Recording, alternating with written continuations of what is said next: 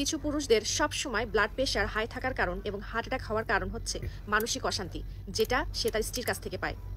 স্ত্রীর যে আচরণে একজন সুস্থ পুরুষ অসুস্থ হয়ে যায়। নাম্বার 1, যে স্ত্রী অতিরিক্ত জিদি, মানে ঘাড়তেরা, যেটা লাগবে তো লাগবেই, অল্টারনেটিভ হলে হবে না, এভাবে সবসময় স্বামীকে একটা প্রেশারের মধ্যে রাখে। নাম্বার 2, সারাদিন খাটাখাটনি করে পরিশ্রম করে যখন বাসায় আসে তখন মানসিক শান্তির জায়গায় মানসিক অশান্তি দেয়, দুনিয়ার সব অভিযোগ নিয়ে স্বামীর সামনে এসে হাজির হয়। নাম্বার 3, স্বামীর ইনকামের উপরে তো সন্তুষ্ট থাকেই না, বরং স্বামীকে অন্য মানুষের সাথে তুলনা করে স্বামীর আত্মসম্মানকে ছোট করে, এতে করে একটা পুরুষের মানসিক চাপ বেড়ে যায়। নাম্বার 4, স্বামী যখন স্ত্রীকে চুপ থাকতে বলে তখন স্ত্রী চুপ না হয়ে একই কথা 20 বার বলতে থাকে, তখন একজন স্বামী উত্তেজিত হয়ে যায়, তখনই একটা পুরুষের ব্লাড প্রেশার হাই হয়ে যায় এবং হার্ট অ্যাটাকের সম্ভাবনা থাকে।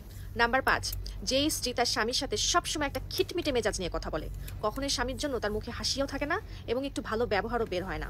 নাম্বার 6, যেই স্ত্রী তার স্বামীর সব অবদান ভুলে গিয়ে কথায় কথায় বলে ফেলে, সারা জীবন তোমার কাছ থেকে আমি কি পেয়েছি।